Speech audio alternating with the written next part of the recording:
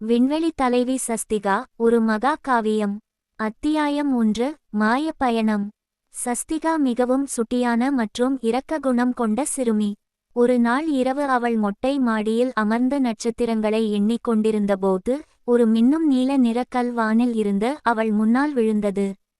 அவள் அதை தொட்ட அடுத்த நொடி ஒரு பிரம்மாண்டமான விண்கலம் அவள் முன் தோன்றியது. ஆர்வம் தாங்க முடியாமல் சஸ்திகா உள்ளே நுழைய விண்கலம் ஒளியின் வேகத்தில் விண்வெளியை நோக்கி பாய்ந்தது.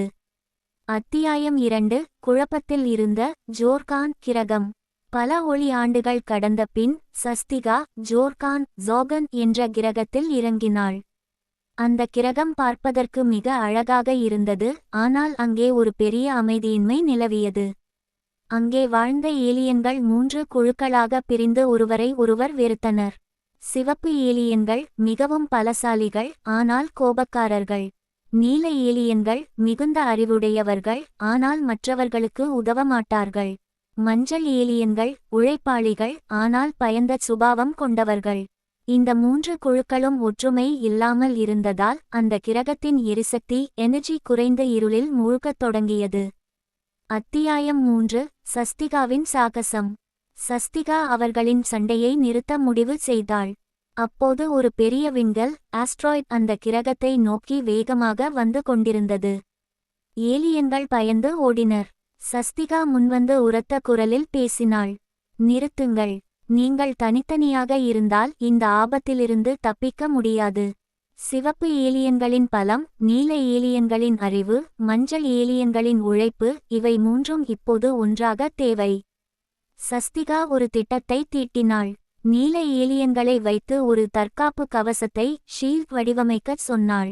சிவப்பு ஏலியன்களை அந்த கவசத்தை தாங்கி பிடிக்கச் சொன்னாள். மஞ்சள் ஏலியன்களை கவசத்திற்கு தேவையான எரிசக்தியை உற்பத்தி செய்யச் சொன்னாள். சஸ்திகாவின் துல்லியமான வழிநடத்தலால் அந்த விண்கல் கிரகத்தின் மீது மோதாமல் திசை மாறிச் சென்றது. ஜோர்கான் கிரகம் காப்பாற்றப்பட்டது. அத்தியாயம் 4. மகுடாபிஷேகம். தங்களை காப்பாற்றியது ஒரு சிறிய சிறுமி என்பதை அறிந்த ஏலியன்கள் வியந்தனர். அவளது அன்பும் பாரபட்சம் இல்லாத குணமும் அவர்களை கவர்ந்தன. எங்களிடம் பலம் இருந்தது, அறிவு இருந்தது, ஆனால் அதை எப்படிச் சரியாக பயன்படுத்துவது என்று தெரியவில்லை. சஸ்திகா, நீதான் எங்களை ஒன்றிணைத்தாய். நீயே எங்களின் நிரந்தர தலைவி என்று கூறி விண்வெளி வைரங்களால் ஆன கிரீடத்தை அவளுக்குச் சூட்டினர். சஸ்திகா அங்கே ஒரு அன்பு பள்ளியை தொடங்கினாள். அங்கே ஏலியன்களுக்கு பகிர்ந்து உண்ணுதல், மற்றவர்களுக்கு உதவுதல் மற்றும் பூமியின் அழகான கதைகளை கற்றுக் கொடுத்தாள்.